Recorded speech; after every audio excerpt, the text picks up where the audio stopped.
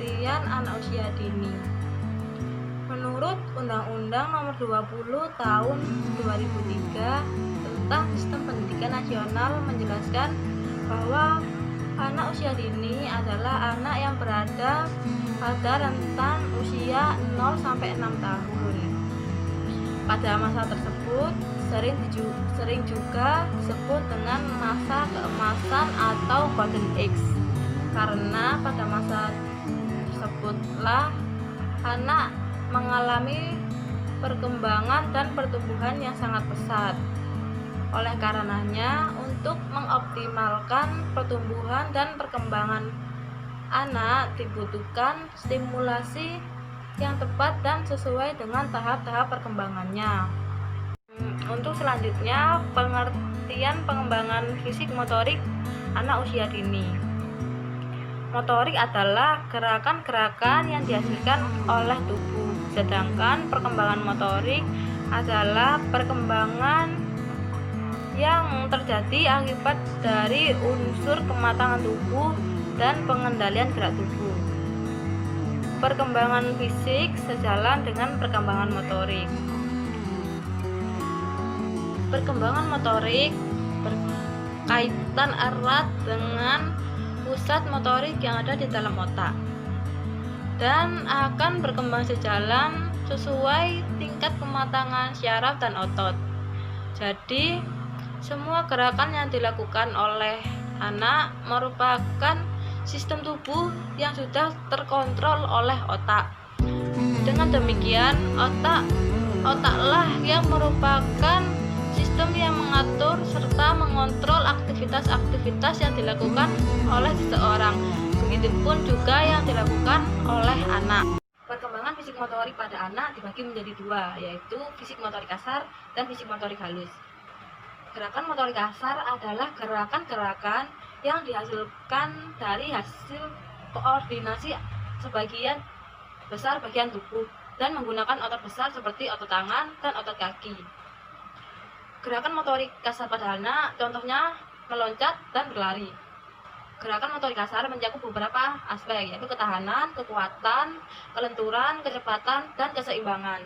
Dengan demikian, diperlukan tenaga untuk melakukan gerakan-gerakan fisik motorik kasar. Selanjutnya adalah motorik halus. Motorik halus adalah gerakan-gerakan yang dihasilkan dari koordinasi antara otot-otot dan syaraf kecil yang ada dalam tubuh. Kelompok syaraf dan otot kecil tersebutlah yang akan mengembangkan gerakan motorik halus pada anak, seperti meruncing, menulis, menggambar, mewarnai, dan lain sebagainya. Selanjutnya, pengertian gerakan lokomotor, non-lokomotor, dan gerakan manipulatif. Yang pertama, gerakan lokomotor.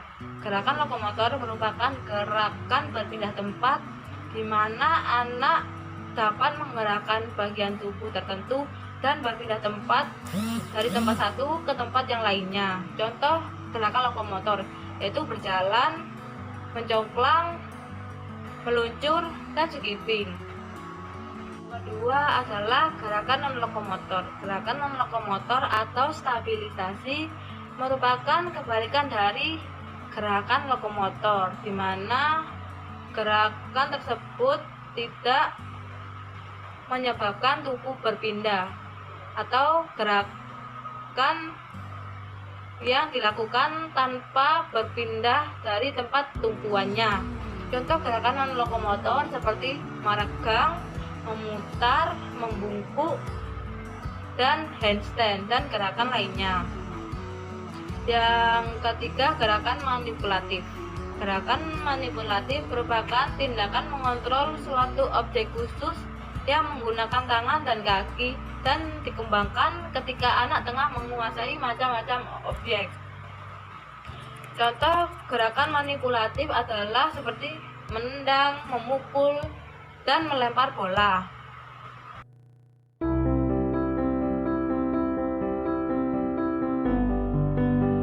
Assalamualaikum warahmatullahi wabarakatuh. Perkenalkan, nama saya Lailatul Izzah, NIM 5045.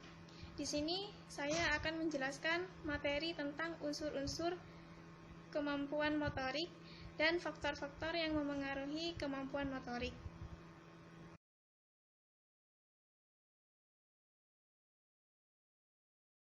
Unsur-unsur kemampuan motorik. Ya, yang pertama yaitu kecepatan. Kecepatan atau speed merupakan suatu kemampuan di mana anak mampu melakukan gerakan sebanyak-banyaknya dalam waktu yang singkat. Kecepatan dibedakan menjadi 3 jenis, yaitu kecepatan relatif, kecepatan bergerak, dan kecepatan reaksi. Kecepatan sprint dipengaruhi oleh faktor kekuatan otot dan persendian. Kecepatan bergerak dipengaruhi oleh faktor daya koordinasi gerak, daya ledak, dan kekuatan otot. Nah, sedangkan kecepatan reaksi dipengaruhi oleh susunan syaraf. Contohnya yaitu misalkan saya, Iza. Iza dari kelompok bermain kelas B mampu berlari dengan catatan waktu 30 detik dengan jarak waktu sejauh 8 meter. Terus unsur yang kedua yaitu keseimbangan. Keseimbangan atau balance ialah suatu kemampuan di mana anak ketika melakukan satu gerakan, ia dapat mempertahankan sikap tubuh atau posisinya secara tepat tanpa terjatuh. Keseimbangan itu dibedakan menjadi 2 bentuk, yaitu keseimbangan statis dan keseimbangan dinamis. Keseimbangan statis adalah tubuh mampu menjaga keseimbangan ketika berdiri dari satu tempat, sedangkan keseimbangan dinamis adalah tubuh mampu menjaga keseimbangan ketika berpindah dari satu tempat ke tempat lain. Contohnya yaitu Inta mampu berdiri dengan satu kaki tanpa terjatuh dan tetap seimbang. Unsur yang ketiga yaitu koordinasi. Koordinasi itu merupakan kemampuan di mana tubuh anak itu dapat melakukan suatu gerakan secara tepat, efektif, dan terarah. Jadi semakin baik tingkat koordinasi seorang anak, maka semakin baik pula kualitas gerakan yang dilakukan. Unsur yang keempat yaitu kekuatan. Kekuatan atau power adalah kemampuan otot dalam tubuh anak yang dapat menimbulkan tenaga sewaktu otot berkontraksi dalam jangka waktu tertentu. Contohnya, anak mampu mengangkat kursi dan memindahkannya dari ruang tamu ke ruang makan, misalnya. Terus unsur yang kelima yaitu kelincahan. Kelincahan atau agility itu merupakan suatu kemampuan yang dimiliki oleh tubuh anak sehingga ia mampu mengubah arah secara cepat dan dapat menjaga keseimbangan tubuhnya pada waktu bergerak dari satu titik ke titik lainnya. Contohnya yaitu siswa kelas TKA melakukan tes zigzag dengan waktu tempuh tertentu untuk melatih kelincahannya. Unsur yang terakhir yaitu kelenturan. Kelenturan atau flexibility adalah suatu kemampuan di mana tubuh anak itu mampu melakukan berbagai gerakan secara mudah, luas, dan tidak kaku. Contohnya yaitu Wildan dapat menirukan gerakan dance dengan benar dan ia dapat menggerakkan tubuhnya secara fleksibel.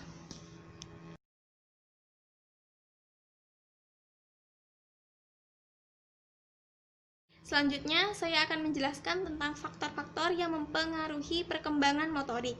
Yang pertama itu faktor genetik. Faktor genetik itu disebut juga dengan faktor hereditas, yaitu sifat yang diturunkan dari orang tua kepada anaknya. Karakteristik genetik itu dapat berupa struktur fisik, tinggi postur tubuh anak, mata, dan warna rambut, intelijensi, dan kepribadian. Faktor yang kedua yaitu lingkungan sosial. Lingkungan sosial adalah sesuatu yang berada di sekitar kita dan terjadi interaksi antar individu. Menurut Allen tahun 2010, ia menyatakan bahwa pertumbuhan dan perkembangan anak selain dipengaruhi oleh susunan genetik juga dipengaruhi oleh lingkungan sendiri. Ia juga menyatakan bahwa kesejahteraan setiap anak itu bergantung kepada penguasaan keterampilan dalam 6 bidang perkembangan, yaitu fisik, motorik, kognitif, perseptual, personal sosial, dan bahasa. Faktor yang ketiga yaitu pola asuh. Pengasuhan merupakan sebuah proses tindakan dan interaksi antara orang tua dan anak. Terdapat 3 jenis pola asuh pada anak, yaitu pola asuh demokratis, otoriter, dan permisif. Nah, ketiga pola asuh tersebut berperan penting dalam pertumbuhan dan perkembangan anak, khususnya dalam aspek perkembangan fisik motorik anak. Menurut Tridonanto tahun 2014 yang menyatakan bahwa perilaku orang tua itu baik disadari secara langsung maupun tidak langsung akan dipelajari dan ditiru oleh anak. Jadi, kita sebagai pendidik dan sebagai orang tua itu harus memberikan contoh yang baik kepada anak. Faktor yang keempat itu faktor gizi. Tinggi rendahnya kemampuan motorik anak usia dini salah satunya itu ditentukan oleh status gizi. Anak dengan status gizi baik memiliki kemampuan motorik yang baik karena tubuh memperoleh cukup zat-zat gizi dan digunakan secara efisien sehingga memungkinkan perkembangan otak, perkembangan fisik, dan kemampuan aktivitas fisik dapat berkembang secara optimal. Faktor yang kelima yaitu perbedaan latar belakang budaya. Perbedaan suku dan budaya di suatu bangsa pada dasarnya itu termasuk dalam konsep lingkungan sosial budaya yang berpengaruh terhadap perkembangan keterampilan motorik anak. Faktor yang terakhir yaitu kegiatan bermain. Bermain itu merupakan sesuatu yang alami dan spontan serta bersifat relatif atau bebas dari aturan-aturan kecuali dibuat kesepakatan. Nah, melalui kegiatan bermain, perkembangan motorik anak itu terlihat jelas melalui berbagai permainan dan gerakan yang mereka lakukan. Kegiatan bermain itu berkaitan erat dengan peningkatan keterampilan fisik seorang anak, sehingga semakin kuat dan terampilnya gerak-gerak yang dilakukan oleh anak membuat anak tersebut senang bermain dan tidak lelah untuk menggerakkan seluruh anggota tubuhnya saat bermain. Sekian materi dari saya. Untuk materi selanjutnya akan dilanjutkan oleh teman saya. Selanjutnya yaitu tujuan pengembangan fisik motorik pada anak usia dini. Yang pertama yaitu tujuan. Secara umum, tujuan pengembangan fisik motorik pada anak usia dini yaitu untuk mengembangkan dan meningkatkan dalam hal mengontrol gerakan tubuh, kemudian mengelola, mengkoordinasi, serta untuk meningkatkan keterampilan tubuh anak. Nah, di sini pengembangan motorik anak usia dini dibagi menjadi dua, yaitu motorik halus dan motorik kasar. Yang pertama yaitu tujuan pengembangan motorik halus pada anak. Terdapat beberapa tujuan. Di sini yang pertama yaitu agar anak mampu mengkoordinasikan kecepatan mata dengan tangan. Nah, yang kedua, agar anak mampu untuk mengendalikan emosinya. Kemudian yang ketiga, melatih anak untuk dapat memfungsikan otot-otot kecil seperti menggerakkan jari-jari tangan. Nah, di sini dapat kita pahami bahwa kita sebenarnya sebagai orang tua atau sebagai pendidik,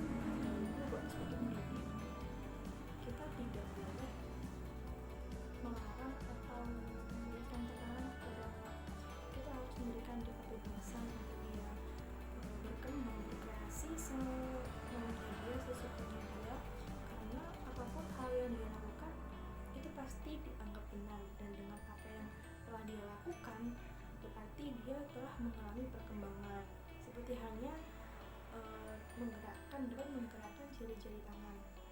Misalkan anak usia 3 atau 4 tahun yang ketika dia mendengarkan musik atau bunyi, kemudian dia menggerakkan tangannya seperti bisa dikatakan menjoget mengikuti musik tersebut, berarti motorik halusnya dia sudah mulai berkembang. Nah, karena itu orang tua tidak boleh memberikan larangan atau hal-hal dorongan yang kurang baik yang bisa menghambat perkembangan anak. Jadi orang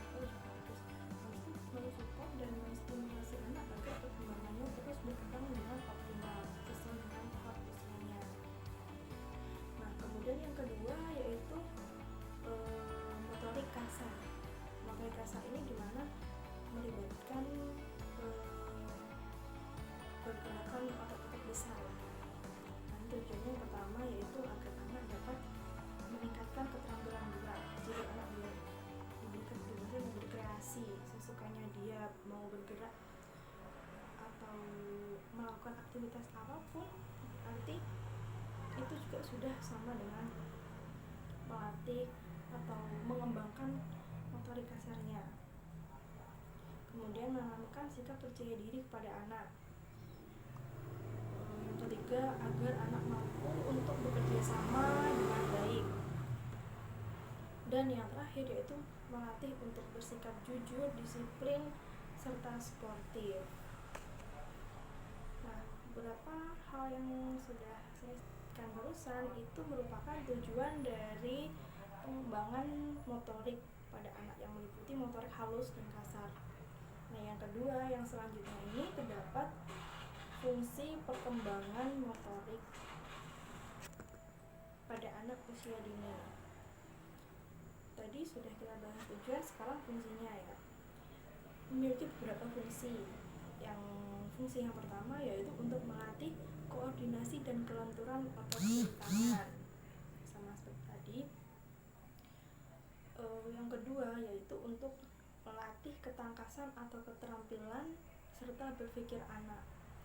Di sini berarti anak harus diberikan stimulasi atau didorong agar dia mampu untuk terampil dalam berpikir maupun bergerak.